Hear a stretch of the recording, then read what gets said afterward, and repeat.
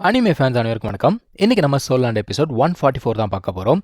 போன எபிசோடில் எங்கே முடிஞ்சிருக்கோம்னா, அந்த ட்ரைப் ஆஃப் எஜிலிட்டி கூட எப்பவும் போல் நம்ம ஹீரோ என்ன பண்ணுறான், ஒரு சேலஞ்ச் அப்படிங்கிறத போட்டான். அங்கே தான் முடிஞ்சிருக்கோம். இப்போ மனுஷன் என்ன பண்ணுறான், அவருடைய 7th சோல் ஸ்கில் அப்படிங்கிறத பயன்படுத்துகிறான். இந்த சோல் லேண்டில் 7th சோல் ஸ்கில் அப்படின்னு நீங்கள் கேள்விப்பட்டாலே அது வந்து மார்ஷல் சோல் ஃபார்ம் அப்படின்னு சொல்லுவாங்க. இப்போ ஒருத்தருக்கு டைகர் சோல் இருக்குன்னு வச்சுக்கோங்க, அவர் வந்து டைகர் ஃபார்ம் அப்படிங்கிறத எடுப்பாங்க. அந்த மாதிரி இவங்களுக்கு பேர்டு இல்லையா, ஆனால் இவர் என்ன பண்ணுறாரு, அந்த மார்ஷல் சோல் அப்படிங்கிறத சுருக்குறாரு. அதான் ஃபேட்டி கேட்குறான், என்னடா இவர் என்னமோ பண்ணிக்கிட்டு இருக்காரு அப்படிங்கிறப்ப அந்த பொண்ணு என்ன சொல்கிறா, அவர் வந்து அவருடைய மார்ஷல் சோலை சுருக்கி அந்த ஸ்பீடை வந்து இன்க்ரீஸ் பண்ண ட்ரை பண்ணுறாராமா. ஏற்கனவே மனுஷன் வேகமாக தான் இருக்கான். இப்போ அவர் என்ன சொல்கிறாருன்னா, இங்கே பாரு, உன்ன மாதிரி ஒரு ஜூனியரை புள்ளி பண்ணுறதுக்கு நான் விரும்பல. நீ என்ன பண்ணு, உன்னோட ஹிடன் வெப்பன் இருக்குல்ல, அதை யூஸ் பண்ணி உன்னால் எந்த அளவுக்கு டிஃபெண்ட் பண்ணிக்க முடியும் காட்டு அப்படிங்கிறாரு. அவனா சொல்கிறான், சரிங்க நீங்கள் ஜாக்கிரதையா இருங்க அப்படிங்கிறான். அவர் என்ன சொல்கிறாரு, தம்பி நீ தான்ப்பா ஜாக்கிரதையா இருக்கணும்னு சொல்லிட்டு மனுஷன் வேற லெவலில் வராங்க. சரியான வேகம். தங்சானால தாக்கு பிடிக்க முடியல, அந்த அளவுக்கு வேகம். தங்சானுமே என்ன பண்ணுறான், அவனுடைய ஹிடன் வெப்பன்ஸ் இருக்கு இல்லையா, அதை பயன்படுத்தி நிறைய க்ளோன்ஸ் மாதிரி இருக்குது எல்லாத்தையுமே அட்டாக் பண்ணிக்கிட்டே இருக்கான். எதை அட்டாக் பண்ணாலும் பார்த்தீங்கன்னா அது ரியல் பாடி கிடையாது. திடீர்னு பார்த்தா அந்த ஆளை காணோம், எங்கடா போனா அந்த ஆளுன்னு சொல்லிட்டு இவனோட அந்த ப்ளூ சில்வர் டொமைன் இருக்கு இல்லையா, அதை பயன்படுத்தி பார்க்கும்போது அவர் எங்கே இருக்கார் அப்படிங்கிறது தெரிஞ்சு போச்சு. மனுஷன் வேகமாக மூவ் ஆகிட்டு இருக்கான். உடனே என்ன பண்ணுறான், அந்த காட் கில்லர் டொமைன் இருக்கு பாருங்க, அதையுமே சேர்த்து பயன்படுத்தி அவரை வந்து அட்டாக் பண்ண ஆரம்பிக்கிறான். ஆனால் மனுஷன் அடுத்து பண்ணுறாரு பாருங்க, அவருடைய 8th சோல் ஸ்கில் அப்படிங்கிறத பயன்படுத்துறாரு. அது இன்னும் பயங்கரமாக இருக்குது. அது என்ன பண்ணுது, 8 க்ளோன்ஸ் மாதிரி உருவாக்குது. அதாவது பேர்ட் க்ளோன்ஸ் மாதிரி இருக்குது.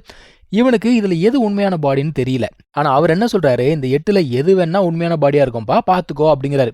இந்த க்ளோன்ஸ் எல்லாம் பார்த்தீங்கன்னா பயங்கர ஏடாகூடமாக இவனை தாக்குது. இவனுமே ஜம்ப் பண்ணி போய்கிட்டே இருக்கான். இந்த பொண்ணு பார்க்குறா, அதாவது இந்த டாப் கிராண்ட் சோல் அண்ட் மாஸ்டர்ஸ் இருப்பாங்கள்ல, அவங்களால கூட இவங்க தாத்தா கூட போட்டி போட முடியாது. ஆனால் இவன் வந்து சமாளிச்சுட்டு இருக்கானே அப்படின்னு சொல்லிட்டு பார்த்துக்கிட்டு இருக்கா. அதான் ஃபேட்டி சொல்கிறான், நீ இன்னும் தங்சானுடைய ஃபுல் எபிலிட்டியை பார்க்கல, பார்த்தனா அவ்வளோதான் அப்படிங்கிறான். தங்சானுமே பார்த்தீங்கன்னா அந்த பர்பிள் டீமன் ஐ அப்படிங்கிறத பயன்படுத்தி ரியல் பாடி எதுன்னு சொல்லிட்டு கண்டுபிடிக்கலான்னு பார்க்குறான். இந்த பொண்ணு என்ன சொல்கிறா, இப்போ தங்சானுக்கு என்னதான் எபிலிட்டி இருந்தால் கூட அது அவனோட எபிலிட்டி, நீ எதுக்குடா தம்பிட்ட அடிச்சுக்கிட்டு இருக்க அப்படின்னு கேட்குறா. இப்படியே இதுங்க 2 பேர் சண்டை போட்டுக்கிட்டு இருக்கு. தங்சான் என்ன பண்ணுறான், அவனோட இன்னொரு ஹிடன் வெப்பன் அப்படிங்கிறத எடுத்து ஒவ்வொரு க்ளோன் பாடியாக அடிச்சுக்கிட்டு இருக்காங்க. எதை அடித்தாலும் பார்த்தீங்கன்னா க்ளோன் பாடியாக தான் இருக்குது. கடைசியாக ஒன்று இதுதான் வந்து ரியல் பாடின்னு நினச்சி அடிக்கிறான், அதுவுமே க்ளோன். ஆனால் இதுங்க சண்டை போட்டுட்டு இருக்குங்களே, அங்கே தான் பார்த்தீங்கன்னா இந்த ஒரு வெப்பன் வேகமாக போய்கிட்டு இருக்கு.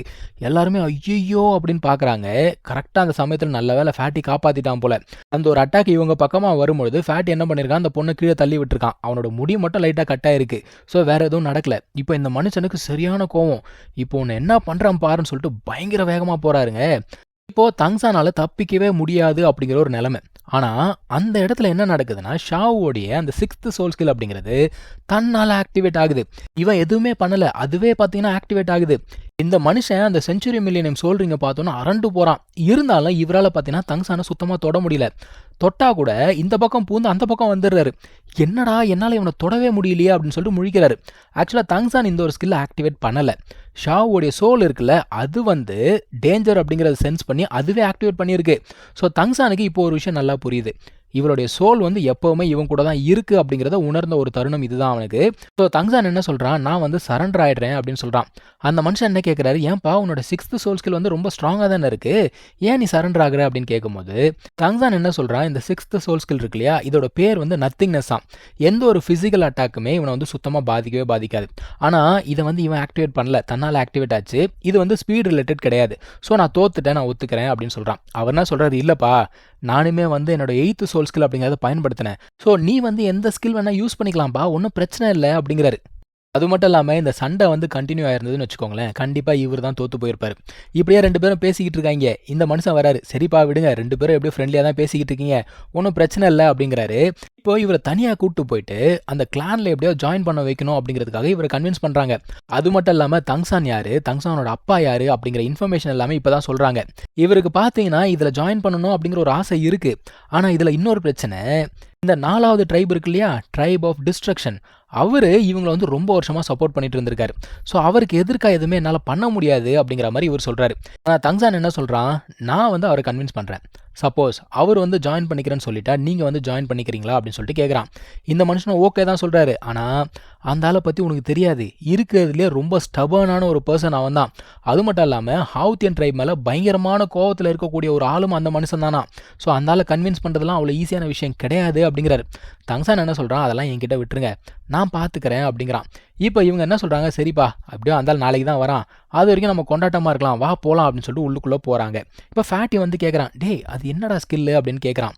அதான் அவன் சொல்கிறான், அது ஷாவுடைய சோல் தான், இதுக்கப்புறம் அந்த ஒரு ஸ்கில்லை நான் பயன்படுத்தவே மாட்டேன், ஆனால் அட்லீஸ்ட் அவன் என் கூட இருக்கா அப்படிங்கிறது எனக்கு தெரிஞ்சிடுச்சு, சீக்கிரமாக அவளை நான் ரிவைவ் பண்ணிவிடுவேன் அப்படின்னு சொல்கிறான். இப்போ உள்ளுக்குள்ளே போகிறாங்க, எல்லாருமே வந்து கொண்டாட்டமாக இருக்கிறாங்க, அங்கேயே தூங்கிடுறாங்க. ஃபேட் என்ன பண்ணுறான், நைட் அங்கேருந்து எந்திரிச்சு வெளியில் போகிறான். அவனை ஃபாலோ பண்ணிக்கிட்டே இந்த ஒரு பொண்ணுமே வரா. அவள் எதுக்காக வரானா, இதுக்கு முன்னாடி அவன்கிட்ட கொஞ்சம் கண்ணாமுன்னான்னு பேசிட்டா இல்லையா, அதுக்காக வந்து சாரி சொல்கிறா.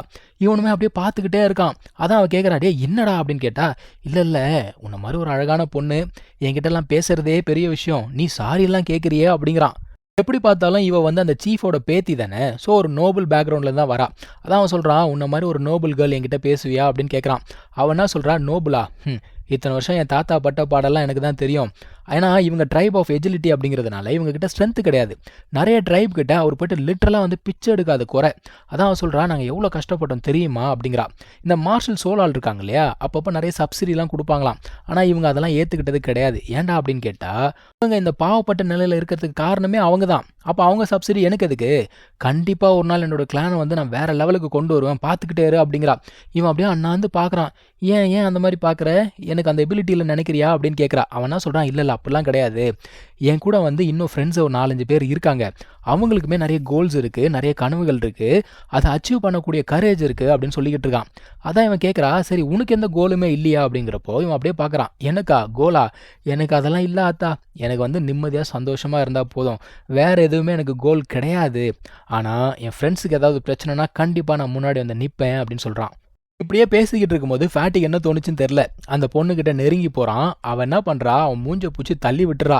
அதுக்கப்புறம் ஃபேட்டி வந்து சாரி கேட்காத குறை. அதான் அவன் சொல்கிறான், இங்கே பார், என்னை காப்பாற்றினதுக்கு நன்றி, அதுக்கு மேலே எதுவும் கிடையாது, உன்னோட பேட் இன்டென்ஷன்லாம் தூக்கி குப்பையில் போட்டுன்னு சொல்லிட்டு அவள் வேகமாக அங்கேருந்து போயிட்டா. இப்போது நெக்ஸ்ட் டே பார்த்தீங்கன்னா தங்சான் உட்காந்து ப்ராக்டிஸ் பண்ணிக்கிட்டு இருக்கான். பக்கத்தில் ஷாவு இருக்கா. அந்த இடத்துக்கு அந்த ஒரு மனுஷன் வராரு. அவர் என்ன சொல்கிறாருன்னா, உன்ன மாதிரி ஒரு ஹார்ட் ஒர்க்கிங் பர்சனை நான் பார்த்ததே கிடையாது அப்படின்னு சொல்கிறாரு. ஸோ எல்லாருமே வந்து தங்சான்னு கூப்பிட்றாங்கல்ல, இவர் வந்து இவனை ஷாவ்சான் அப்படின்னு கூப்பிட்றாரு. நான் இப்படி உன்னை கூப்பிடலாமா அப்படின்னு சொல்லிட்டு கேட்குறாரு. அவன் எந்த பிரச்சனையும் இல்லை, கூப்பிடுங்க அப்படின்னு சொல்கிறான். ஆக்சுவலாக இவருக்கும் அவனுக்கும் ரத்த சம்பந்தம் இருக்குது. தங்சானுடைய பாட்டி இருக்காங்க இல்லையா, அவங்க வந்து இவருடைய சிஸ்டர். ஆக்சுவலாக இவங்க அப்பா அம்மாவே இவர் வந்து தூக்கி வளர்த்துருக்காரு. ஸோ இவர் யார் அப்படின்னா இவனுக்கு ஒரு கிராண்ட் அங்கிள். இதை கேட்டோன்னா தங்சானுக்கே பயங்கரமான ஆச்சரியம். அது மட்டும் இல்லாமல் இந்த மனுஷன் என்ன சொல்கிறாருன்னா, இவங்க அப்பா போய் சண்டை போட்டு வந்தார்ல, இவருக்கு நல்லாவே தெரியும் உங்கள் அப்பா வந்து கோவத்தில் போய் சண்டை போகிற ஒரு ஆள் கிடையாதுன்னு எனக்கு தெரியும் அப்படிங்கிறாரு. இருந்தாலும் இப்போ ஒரு மனுஷன் வரப்போறாருல, அவர் வந்து வேற லெவல், இவங்க அப்பா மேல கொலவெறியில இருக்காரு. ஏன்னா இவங்க எல்லாமே அந்த அளவுக்கு பாசமா இருந்திருக்காங்க, அதனால தான் அந்த அளவுக்கு இப்போ கோவத்தையும் காட்டுறாங்க. அந்த மனுஷன் எந்த அளவுக்கு ஸ்ட்ராங் அப்படின்னா, இவங்க 3 பேர் இருக்காங்கல்ல, 3 பேரும் ஒன்று சேர்ந்து சண்டை போட்டா கூட அவரை வந்து டிஃபீட் பண்ண முடியாது, அந்த அளவுக்கு ஸ்ட்ராங்கா. ஆனால் அவங்க கிளானுக்கு ஒரு ஸ்பெஷாலிட்டி இருக்குது. என்னென்னா அவங்க மெடிசன்ஸ் எல்லாமே நிறைய செய்வாங்க. அதை வச்சு தான் அவங்கள மடக்கணும்னு சொல்லிட்டு இவர் என்ன பண்ணுறாரு, தங்சான் கிட்ட ஒரு ஹர்ப் அப்படிங்கிறத கொடுக்குறாரு. இது வந்து பார்த்தீங்கன்னா ரொம்ப வேல்யூபிளான ஒரு ஹர்புங்க. இது ஒரு ஜின்சங், கிட்டத்தட்ட 5000 வருஷம் பழமையான ஒரு ஹர்ப். இது கிடைக்கிறதே ரொம்ப ரேரு. ஸோ இதை கொடுத்து அந்த ஒரு மனுஷனை வழிக்கு கொண்டு வரணும் அப்படிங்கிறது தான் பிளான். இவன் என்ன சொல்கிறான், இது ரொம்ப வந்து ப்ரெஷியஸாக இருக்குது, எனக்கு வேண்டாம் அப்படிங்கிறான். அவர் என்ன சொல்கிறாரு, இங்கே பாரு, உன்னோட கிராண்ட் அங்கிள் உனக்கு கொடுக்குற ஒரு கிஃப்ட் இது, சரியா, ட்ரைப் ஆஃப் எஜிலிட்டியே வந்து உன்னை நம்பி தான் இருக்குது, பார்த்துக்கோ அப்படின்ட்டு போகிறாரு. இதுக்கு மேலே என்ன நடந்தது அப்படிங்கிறத நம்ம அடுத்த எபிசோடில் பார்க்கலாம். தேங்க்யூ ஸோ மச் ஃபார் வாட்சிங். Take care, by.